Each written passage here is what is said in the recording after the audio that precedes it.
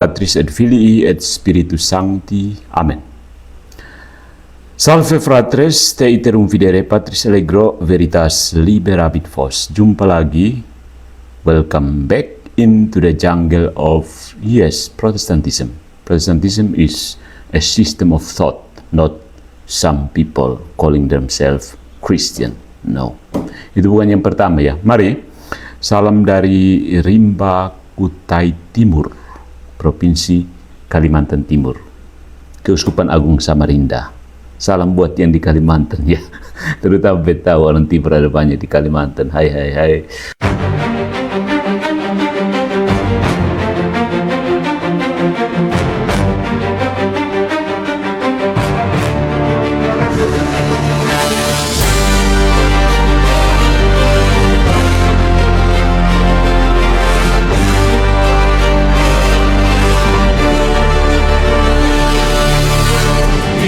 Dan akal berjalan seiring, kebenaran tak takuti uji terang.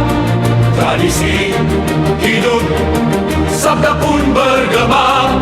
Di sini iman berdiri, tak pernah tumpah.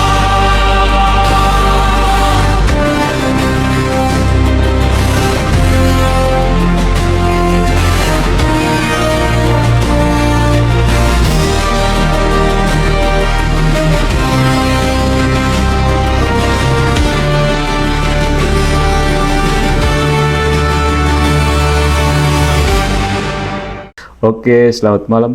Saya mau mengajak kita, waktu saya nginap di Wisma Pastor Santo Rafael Samarinda, saya temukan satu selebaran soal sinodalitas. I'm sorry, saya lupa siapa penulisnya. Ada seorang imam yang mengikuti SAGKI, Sidang Agung Gereja Katolik Indonesia, lalu mencoba memberikan discernment, refleksi lebih lanjutnya tentang sinodalitas. Nah, setelah membaca bukunya itu, saya tertarik untuk memberikan 1-2 catatan tentang bagaimana teman-teman, orang-orang dalam gereja pada umumnya mencoba memahami sinodalitas. Ya, penting kita belajar bersama. Sinodalitas itu apa sih? Jangan sampai sinodalitas itu maksudnya gereja sudah berubah dari hierarki menjadi demokrasi. Menurut saya ini kesalahan mendasar kalau orang sampai menginterpretasi demikian, maka hancurlah bumi dan segala isinya. Oke, karena itu untuk bagaimana tes untuk katekese kita pada malam hari ini saya beri judul sinodalitas versus demokrasi. Atau lebih tepatnya begini, my friends, ada 10 poin yang akan kita bicarakan bersama dalam katekese ini. Saya memberinya judul ya soal sinodalitas gereja ya. Kita tahu ketika ada beberapa kasus skandal di dalam komunitas gereja, banyak yang mulai mengangkat sinodalitas ini, tapi dengan pemahaman yang sebenarnya keliru ya. Maka saya mengajak mudah-mudahan katekese ini membantu meluruskan pemahaman yang sejati tentang apa itu sinodalitas. Oke, kita beri judul apa ya supaya lebih menggigit kita sekalian seperti hidup ini. Ya, oke. Sinodalitas tanpa ordo. Sinodalitas tanpa ordo. Kritik metafisis atas ambiguitas partisipasi dalam gereja Indonesia. Oke, saya ulangi. Sinodalitas tanpa ordo. Kritik metafisis atas ambiguitas partisipasi dalam gereja Indonesia. Oke, jadi katekese ini bertujuan mengkaji konsep sinodalitas sebagaimana diartikulasikan dalam praksis Gereja Katolik Indonesia, KWI terutama, Konferensi Wali Gereja Indonesia, dengan fokus pada potensi ambiguitas antara partisipasi umat dan otoritas hierarkis. Ya, dengan menggunakan kerangka metafisika realisme Thomistik, ya, Katekese ini mau menunjukkan bahwa sinodalitas meskipun dimaksudkan sebagai ekspresi komunio, persekutuan, mengandung peluang multi-interpretatif yang bisa menggeser struktur ontologis gereja dari ordo hierarkis menuju model egaliter. Ya. Jadi analisis dalam katekese ini difokuskan pada distingsi antara partisipasi dan legislasi. Ya, antara sensus fidei dan opini mayoritas. Dan juga antara dialog pastoral dan relativisme normatif. Ya. Jadi saya akan mengemukakan bahwa tanpa klarifikasi ontologis yang tegas, sinodalitas berisiko direduksi menjadi mekanisme konsultatif yang secara implisit mendemokratisasi gereja. Ya.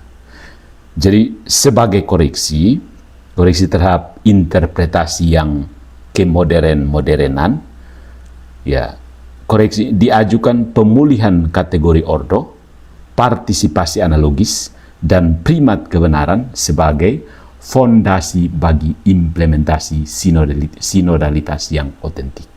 Ini penting, karena tanpa paham landas metafisiknya, sinodalitas bisa jatuh ke dalam demokratisasi gereja. Dan itu sebenarnya sama dengan protestanisasi gereja Katolik. Bahaya, saudaraku.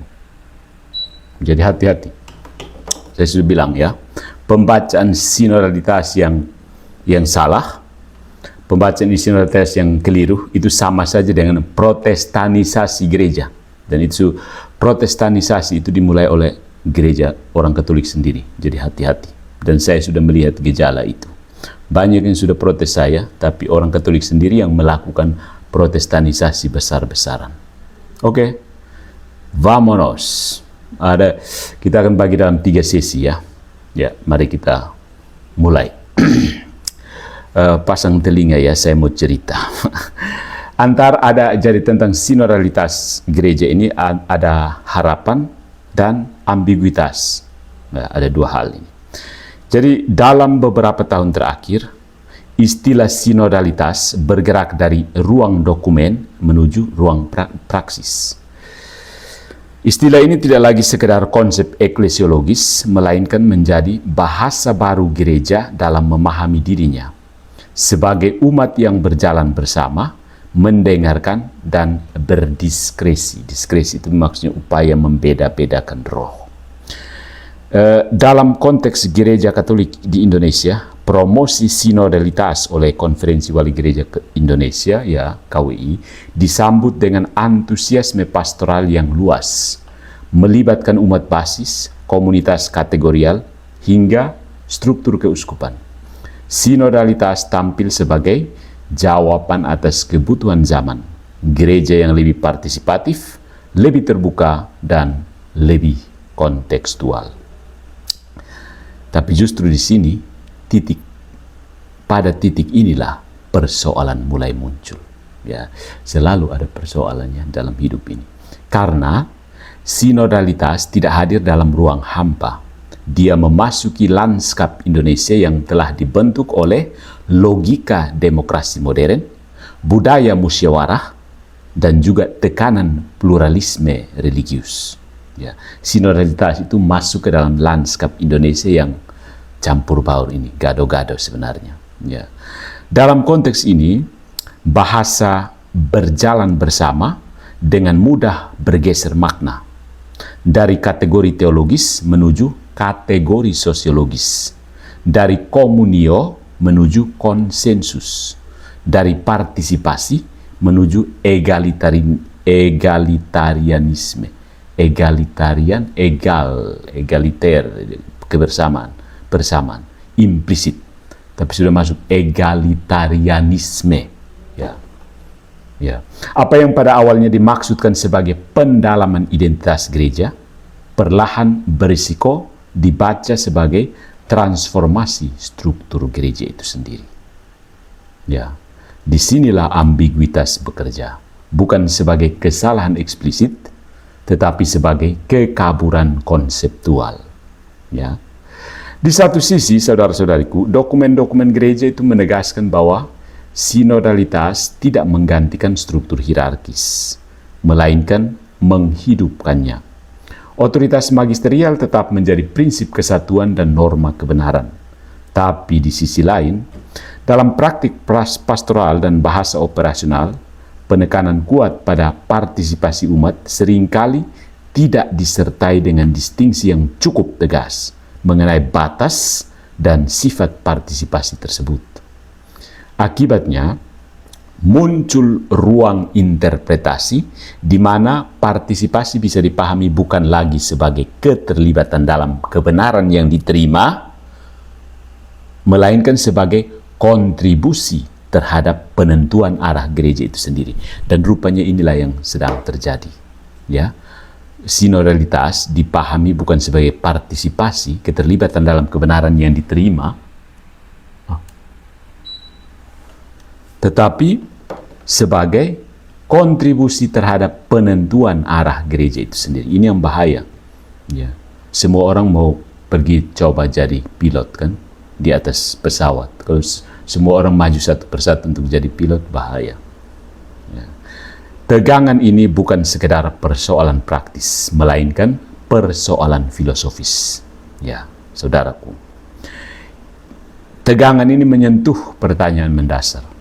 Apakah gereja dipahami sebagai realitas ontologis yang terstruktur, sebuah ordo, atau sebagai komunitas deliberatif yang dibentuk oleh interaksi horizontal para anggotanya? Ya.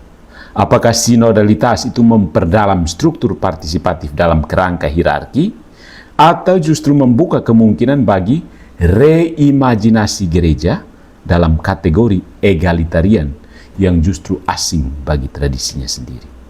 Jadi apakah sinodalitas ini memperkuat struktur gereja sebagai hierarki, tubuh mistik Kristus, atau justru membubarkannya menjadi opini mayoritas?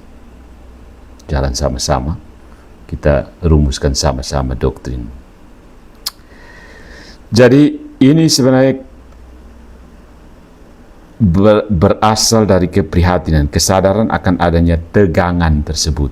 Ya, jadi dengan menggunakan kerangka metafisika realisme tomistik, kita mau ya mengkritisi tafsiran yang menyimpang ya dari konsep sinodalitas, ya, khususnya dalam horizon pemikiran dan praksis yang dipengaruhi oleh ya lanskap Indonesia, ya, di mana pemerintah misalnya dari Departemen Agama itu selalu bahkan menegaskan sepertinya memaksakan moderasi beragama. Bahaya. Ya, konsep moderasi beragama itu bukan datang dari tradisi gereja Katolik. Itu datang dari kelompok yang memang berbahaya, jadi harus dimoderasi.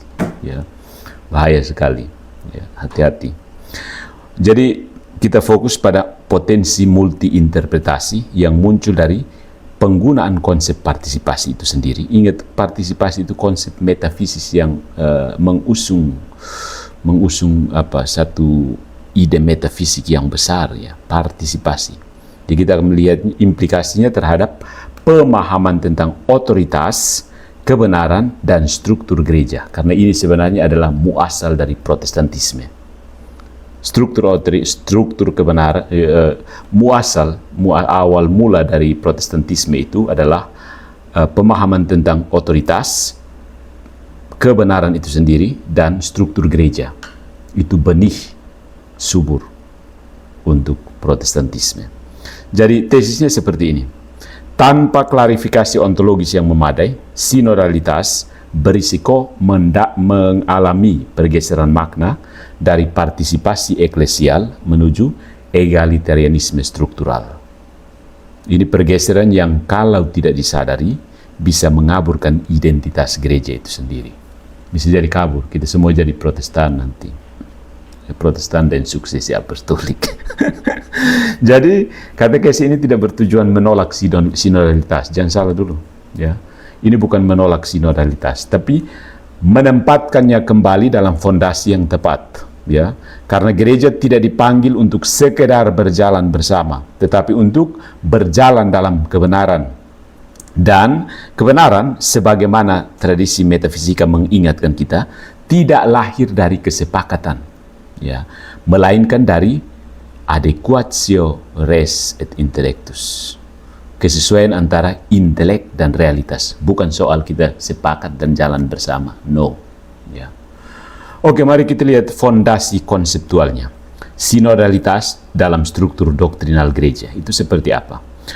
Jadi untuk memberikan penilaian sinodalitas secara jernih, kita harus terlebih dahulu mengembalikan ke tempat asalnya. Bukan dalam wacana sosial, ingat sinodalitas itu bukan wacana sosial, tapi dalam struktur doktrinal gereja itu sendiri. Tanpa fondasi ini, sinodalitas ini akan dengan mudah diserap oleh kategori-kategori asing. Demokrasi, deliberasi publik, atau konsensus komunitas, yang secara ontologis tidak identik dengan hakikat gereja, sesuatu yang lain sama sekali. Ya, dan saya melihat itu banyak sekarang. Kritik terhadap gereja mengangkat sinodalitas ini seolah-olah gereja sudah berubah. Ya, hakikatnya sudah berubah. Sudah bukan hakikat ilahi, tapi hakikat sosiologis. Hati-hati, banyak orang Protestan di dalam gereja Katolik. Secara etimologis, saudaraku, sin hodos, ya, kata sin dan hodos, sin bersama, hodos berjalan. Ya. Ini artinya berjalan bersama, sinode. Tapi dalam tradisi gereja, bersama, kata bersama, ingat, bersama itu tidak pernah berarti tanpa bentuk, tanpa arah, atau tanpa prinsip kesatuan. Kebersamaan selalu terstruktur. Ya, karena gereja sendiri bukan sekedar kumpulan individu beriman, no, melainkan tubuh mistik yang memiliki tatanan internal yang nyata dan normatif. Jadi kata bersama itu hati-hati. Dalam horizon seperti ini, sinodalitas hanya bisa dipahami secara tepat kalau ditempatkan dalam relasi dengan 3 elemen konstitutif kehidupan gereja. Unsur pembentuk kehidupan gereja. Yang pertama, sensus fidei fidelium.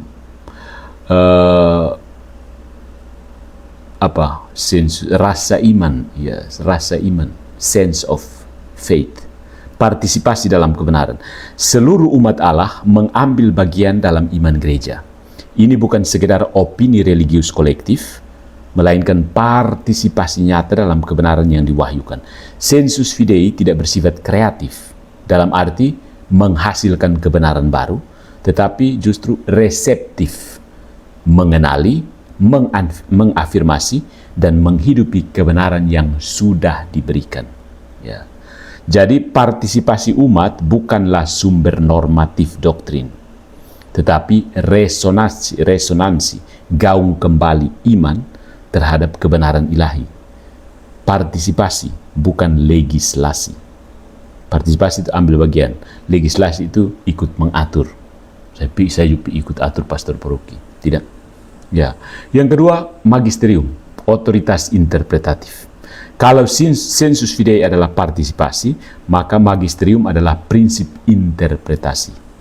Para uskup dalam persekutuan dengan uskup Roma memiliki tugas untuk menjaga, menafsirkan, dan mengajarkan depositum fidei secara otoritatif.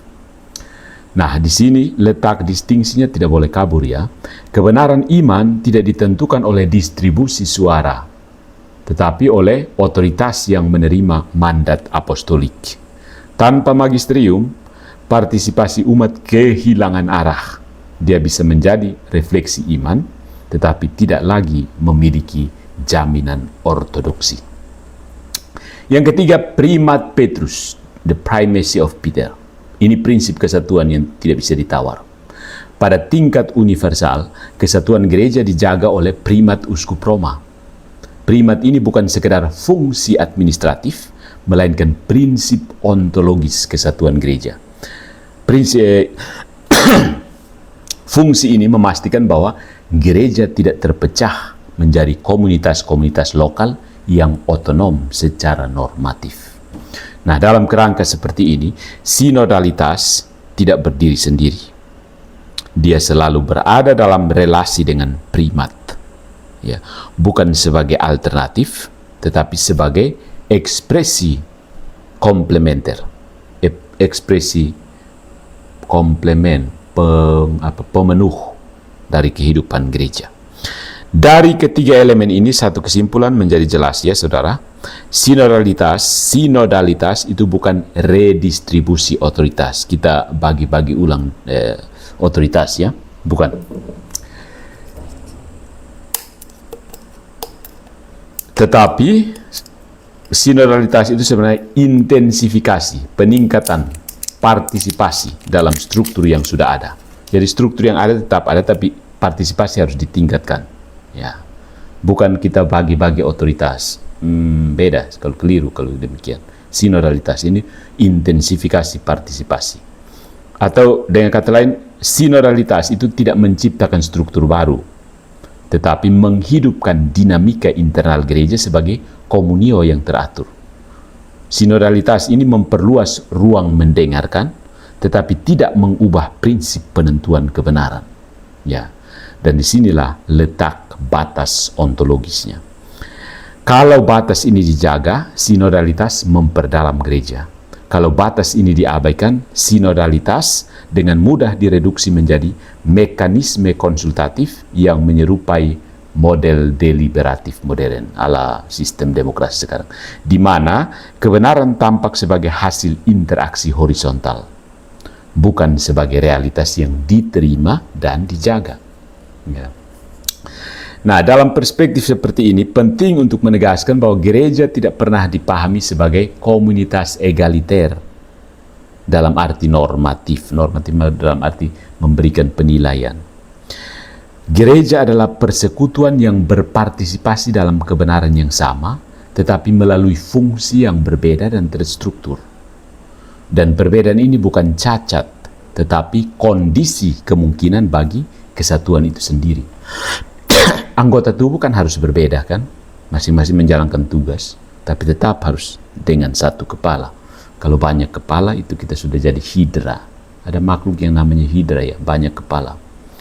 Jadi setiap pembacaan sinodalitas yang mengaburkan distingsi antara partisipasi dan otoritas, antara resepsi dan penetapan, pada dasarnya sudah keluar dari fondasi doktrinal. Dan kalau fondasi ini goyah, yang tersisa bukan lagi sinodalitas dalam arti gereja, melainkan bentuk lain dari organisasi komunitas yang meskipun tampak serupa, memiliki prinsip yang berbeda secara mendasar. Gereja itu kalau kita dilihat sepintas saja tampak seperti kumpulan organisasi lain, seperti LSM begitu. LSM yang menyebut nama Tuhan lah, LSM dengan modal kitab suci. Tapi lebih dari itu, gereja bukan LSM dengan bahan kitab suci. Mari kita sedikit mendalami lagi ya saudara-saudariku. Soal pembacaan KWI, partisipasi sebagai horizon pastoral.